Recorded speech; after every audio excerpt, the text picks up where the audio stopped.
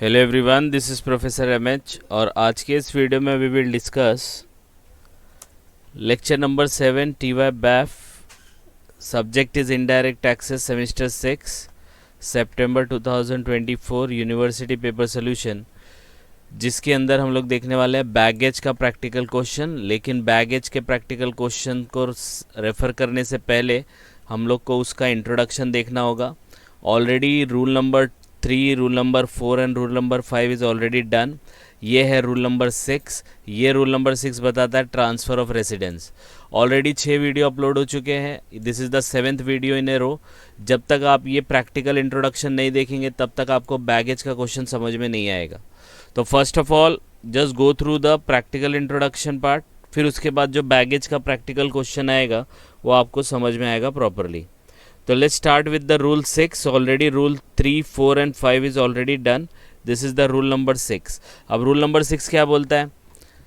तो first line इसमें दिया है कि a person who is engage in the profession abroad, जो बाहर काम करता है और इस transferring his resident to India, और वो इंडिया में अपना रेजिडेंट ट्रांसफ़र करता है।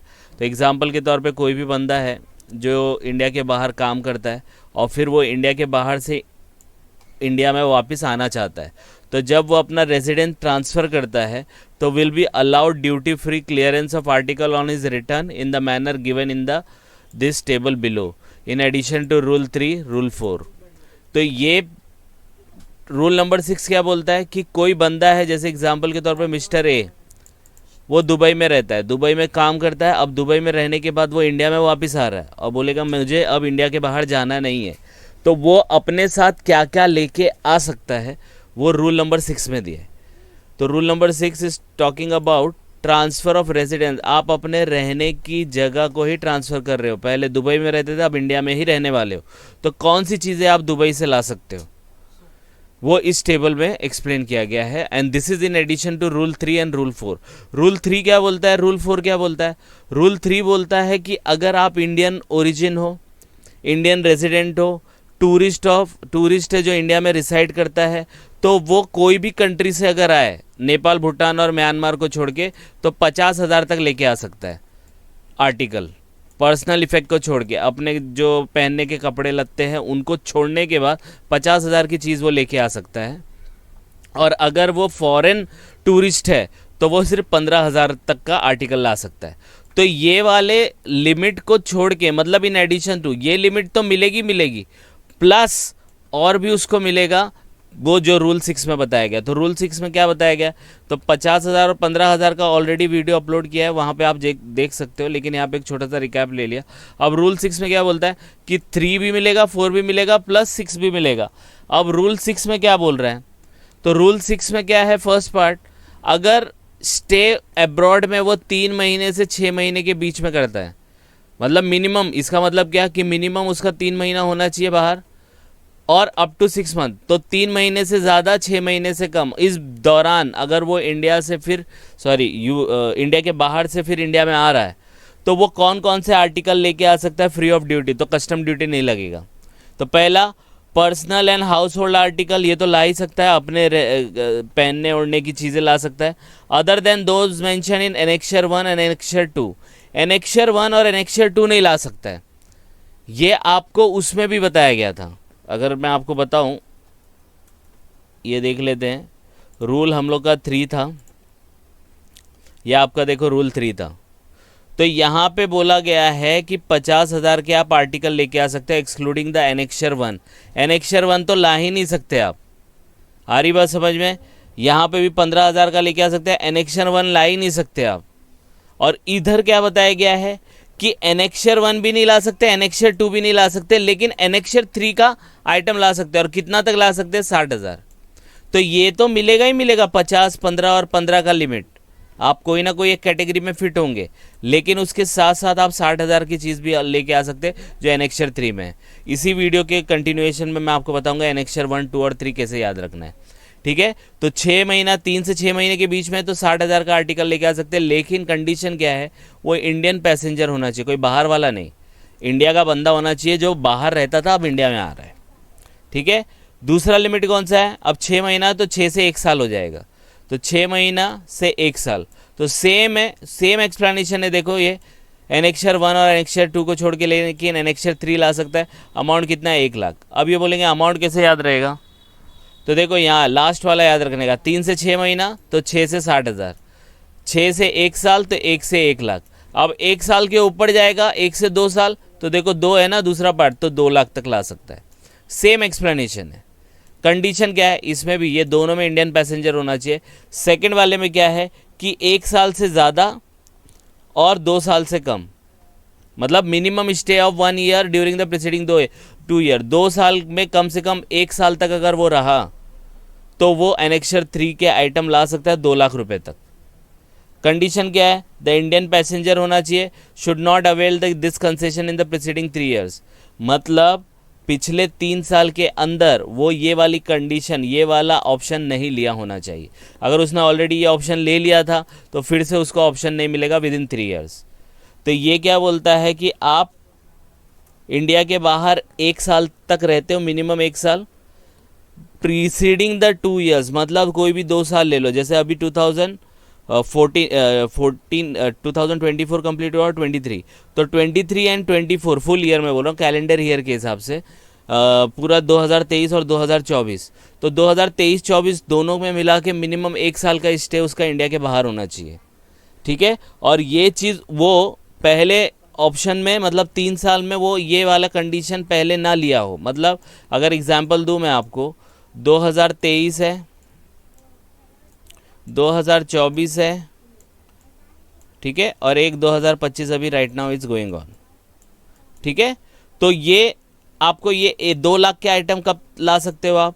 तो आप 2023 में चले गए, बराबर है, 2023 में आप पूरा साल रहे, अब 2024 में आप और 2-3 महीना रह के फिर आ रहे हो, तो 2023 ये बोला ना प्रीसीडिंग 2 ईयर्स, तो 23-24 ये 2 साल हो गए, तो इसमें 1 साल तो आप पूरा रहे ना, तो 2 लाख रुपए का आइटम ला सकते हो। समझ रहे हो?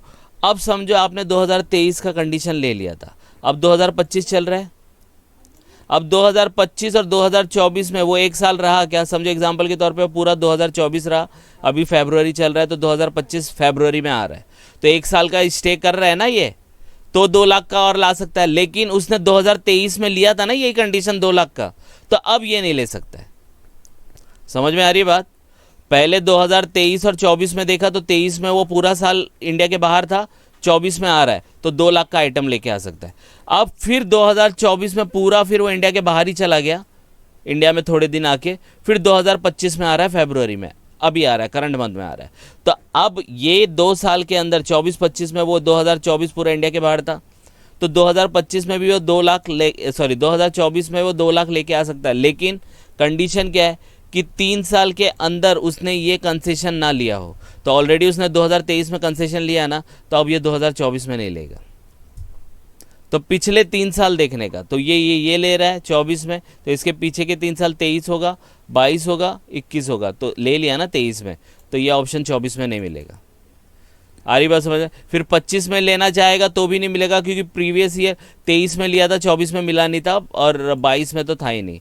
अब जैसे ही 26 में आएगा तो 24 में मिला नहीं था, 25 में नहीं लिया, ऑप्शन ही नहीं मिला, 26 में ले सकता है, क्योंकि 3 साल पीछे जाएंगे आप तो आपका नहीं, सॉरी 26 में भी नहीं मिलेगा, क्योंकि पीछे के 3 साल में 23, 24, 25 तीनों आ गया। 2027 में जब आएगा तो 2027 के पीछे के 3 साल है 24, 25 और 26, तो ये तीनों में ऑप्शन नहीं मिला था, तो तीनों में ऑप्शन नहीं मिला तो 2027 में वो ले सकता है। समझ में आया? तो ये याद रखना है कि 2 लाख तक वो आइटम ला सकता है। ये याद रखना है, 6 मंथ बोला तो 60,000, 1 साल बोला तो 1 लाख, 2 साल 2 ईयर्स बोला तो 2 लाख। अब 2 ईयर से ज़्यादा हो, 2 ईयर से ज़्यादा होएगा तो 5 लाख लेने का लिमिट बढ़ जाती है। Minimum stay of 2 years and more, 2 साल या उससे ज़्यादा, तो उसको 5 लाख का तक का आइटम लेके आ सकता है। सबका एक्सप्लेनेशन सेम है, ठीक है। कंडीशन क्या है? ये तीनों कंडीशन इसके लिए ही है। पहला, minimum stay of 2 years abroad immediately preceding the date of his arrival, जब वो आया तो कम से कम 2 साल का स्टे करके आना चाहिए, पहला कंडीशन ये है। दूसरा, total stay in India for short visit during the preceding 2 years should not exceed 6 months, मतलब अगर वो इंडिया में थोड़े थोड़े टाइम के लिए इंडिया में आया भी है, तो वो थोड़ा थोड़ा टाइम को अगर क्लब करते तो 6 महीने से ज़्यादा नहीं होना चाहिए, क्योंकि उसने क्या बोला, मिनिमम 2 years ऑफ स्टे और मोर। तो आप 2 साल मिनिमम रह के आओ। अब 2 साल है तो हो सकता है आप 5 साल तक रहे वहाँ पे। 5 साल में कभी इंडिया में आए, कभी बाहर गए, कभी इंडिया में आए, कभी बाहर गए, कभी इंडिया में आए, कभी बाहर गए। तो बोला ऐसा छोटा छोटा स्टे अगर इंडिया में करता है तो वो 2 साल के अंदर, जिस 2 साल की वो काउंटिंग कर रहा है, उसके अंदर वो 6 मंथ से ज़्यादा इंडिया में ना रहा हो। Total stay in India on short visit during the 2 preceding year should not exceed 6 month. तो प्रीसीडिंग 2 साल में वो 6 महीने से ज़्यादा इंडिया में स्टे ना करना चाहिए। और तीसरा क्या बोला है, पैसेंजर नॉट अवेल, जैसे यहाँ पे बोला था प्रीसीडिंग 3 साल में वो ये ऑप्शन नहीं अवेल करना चाहिए। अगर उसने अवेल कर लिया तो फिर ऑप्शन नहीं मिलेगा। ठीक है, अब देखो ये इसका रिलैक्सेशन दिया है कि 2 साल अब्रॉड में इमीडिएटली डेट ऑफ अराइवल और मिनिमम स्टे करना चाहिए, लेकिन अगर कुछ शॉर्टफॉल हुआ तो 2 महीने का शॉर्टफॉल कंडोन करेगा कौन, डेप्यूटी और असिस्टेंट कमिश्नर ऑफ कस्टम। मतलब 2 साल मिनिमम बोला है ना, तो 2 साल में अगर 1-2 महीना कम भी रहा तो डिप्यूटी और असिस्टेंट कमिश्नर बोला चल जाने दे, तो भी तो आ जा, 5 लाख का आइटम लेके आ सकता है। तो 2 महीने का वो स्टे जो है वो कंडोन कर सकता है। ठीक है, फिर if early return, if the early return on account of, और ये भी कब करेगा वो, जब वो ये 2 महीना इसलिए शॉर्टफॉल हुआ अगर उसका on account of terminal leave ख़त्म हो गई है, वेकेशन, और any special circumstances and reason to be recorded in writing, या कोई और सिचुएशन होगा जिसको राइटिंग में कस्टम वाले को बताना पड़ेगा, भाई हमारे साथ ये इशू हो गया, तभी वो 2 महीने का वो कंडोन कर सकता है। 2 महीना ऑप्शन वो कम कर सकता है कि भाई 2 साल से कम अगर हो आप 1-2 महीना तो हम लोग कंसिडर कर लेंगे। ठीक है, फिर देखो ये 6 महीना है, 6 महीना, अगर 6 महीने से बोले ना शॉर्ट ड्यूरेशन इंडिया के अंदर अगर रहता है तो थोड़ा थोड़ा करके भी 6 महीने से ज़्यादा नहीं होना चाहिए। अगर 6 महीने का एक्सेस भी हो गया तो आप प्रिंसिपल कमिश्नर और कमिश्नर ऑफ कस्टम को बोलेंगे ना तो वो कंडोन कर देगा। कंडोन का मतलब होता है कि अगर कुछ प्रॉब्लम है कि 6 महीना 10 दिन हो गया तो वो 10 दिन बोलेगा चल हटा आप आ सकते हो, तो उसमें रिलैक्सेशन आपको दे देगा वो, कि 6 महीने से ज़्यादा भी रहेगा तो रिलैक्सेशन मिल जाएगा। लेकिन इस चीज़ में रिलैक्सेशन नहीं है, किस में, प्रीसीडिंग 3 ईयर्स में वो ये कंडीशन, ये कंसेशन अवेल नहीं करना चाहिए। अगर 3 साल में उसने पहले से ये वाला 5 लाख का लिमिट ले चुका है तो फिर से 5 लाख का लिमिट नहीं मिलेगा। जैसे यहाँ पे 2 लाख का लिमिट ले चुका है प्रीवियस 3 साल के अंदर प्रीसीडिंग, तो वो उस साल में फिर 2 लाख का लिमिट नहीं ले सकता है। आ रही बात समझ में? तो ये सब थोड़ा कॉम्प्लिकेटेड लगता है, इसके प्रैक्टिकल क्वेश्चन करेंगे तो समझ में आएगा। लेकिन लिमिट याद रखो, 3 से 6 महीना 60,000, 6 से 1 साल 1 लाख, 2 साल minimum 1 year stay in preceding 2 year 2 lakh, और 2 से ज़्यादा रहेगा तो 5 लाख। ठीक है, अब मैं आपको बताता हूँ ये एनेक्चर 1 और 2 और 3 में क्या क्या आता है। यहाँ पे देखते हैं हम लोग, ये एनेक्चर 1 है, ये एनेक्चर 2 है और ये एनेक्चर 3 है। अब इसको याद कैसे करना है, तो बहुत सिंपल है। जैसे किसी भी एक क्रिमिनल को याद रखो, तो क्रिमिनल को याद रखेंगे आप तो एनेक्चर 1 और एनेक्चर 2 एकदम इजीली याद हो जाएगा। क्रिमिनल के पास क्या होता है, हथियार होते हैं, तो उसको बोलते हैं फायर आर्म्स। तो उसके पास फायर आर्म रहेगा, तो उसके पास उसकी गोलियां भी रहेंगी, कार्ट्रेज रहेगा। एक्सीडिंग 50, इस एक्सीडिंग 50 का मतलब 50 से कम है तो चल जाएगा, लेके आ सकता है, लेकिन 50 से ज़्यादा लेके नहीं आ सकता है। तो फायर आर्म रहेगा, उसका कार्ट्रेज रहेगा। समझ में आया? अब कार्ट्रेज रहेगा, अब वो क्रिमिनल है तो सिगरेट ज़रूर पीता होगा, तो 100 स्टिक्स से ज़्यादा अलाउड नहीं है। सिगार भी पीते तो 25 स्टिक्स से ज़्यादा नहीं है, और टोबैको भी खाते तो 125 ग्राम से ज़्यादा नहीं होना चाहिए। तो कैसे याद रखने का, 100 सिगरेट 25 सिगार तो कितना हो गया 125, तो तंबाकू जो टोबैको है 125 ग्राम से ज़्यादा नहीं होना चाहिए, है कि नहीं। तो उसके बाद बंदूक रहेगी, पिस्टल रहेगी, उसका कार्ट्रेज रहेगा, सिगरेट पीता होगा, सिगार पीता होगा, तंबाकू खाता होगा। ठीक है, अब जब सिगार पीता है, सिगरेट खाता है, जो भी टबाको खाता है, तो अब उसके साथ साथ उन लोग लिकर भी पीते हैं। तो लिकर भी कितना पी सकते हैं, 2 लीटर तक कर सकते हैं। एक्सेस 2 लीटर से ज़्यादा नहीं होना चाहिए, 2 लीटर से ज़्यादा रहेगा तो कस्टम ड्यूटी लग जाएगा।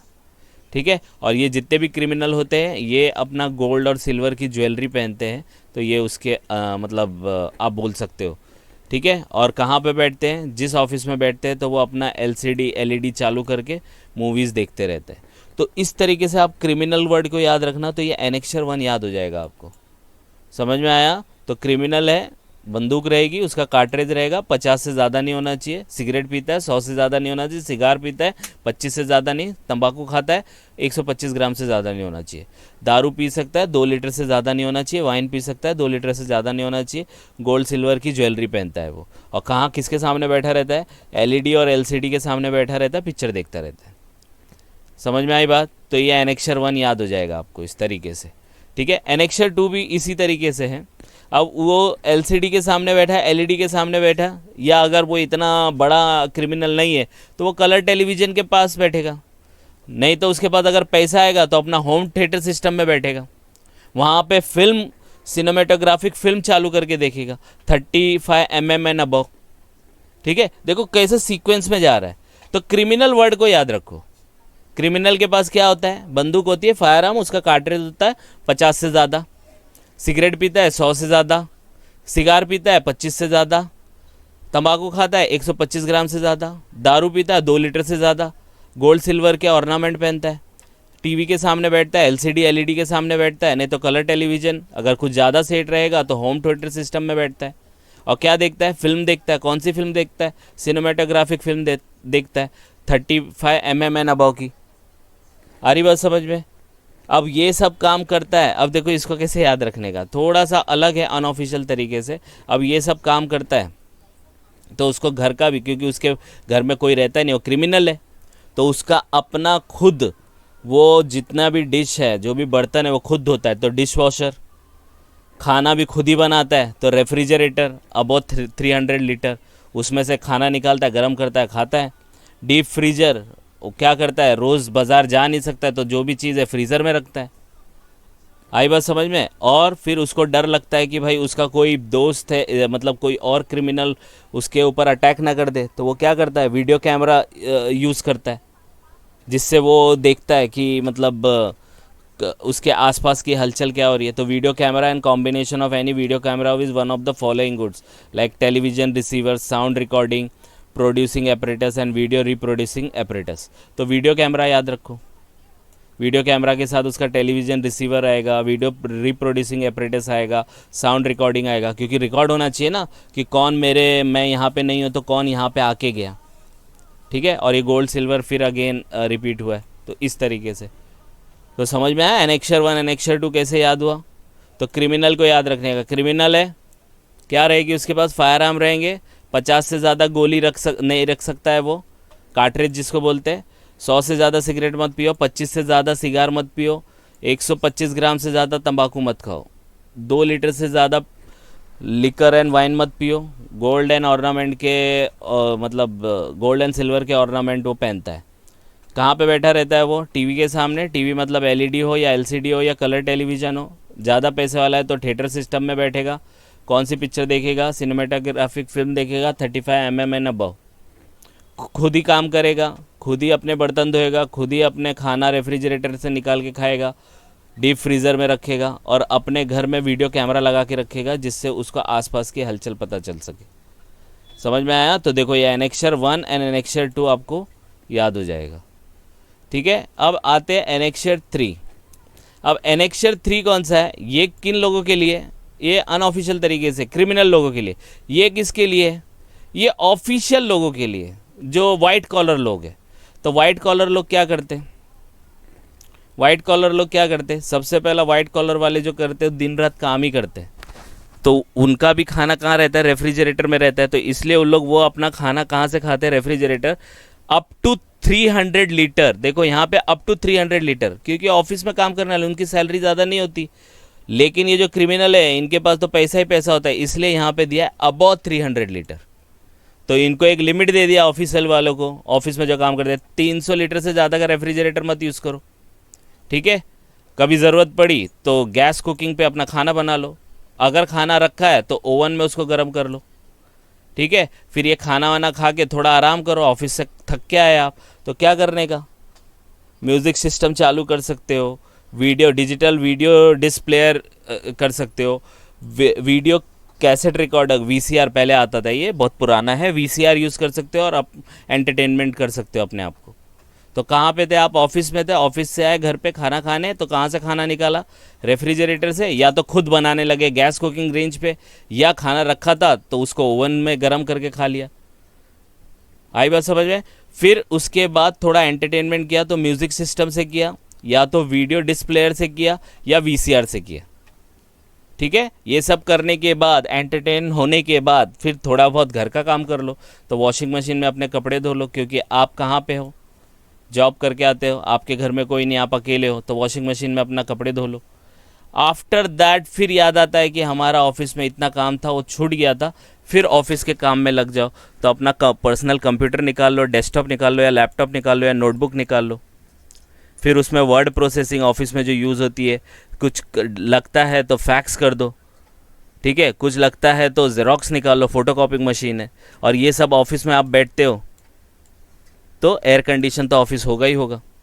तो इसको थोड़ा सा इलॉजिकल तरीके से, अनऑफिशियल तरीके से मैंने बताया है। एक बार आप ये सुनेंगे तो पूरा दिमाग में आपके फिट हो जाएगा।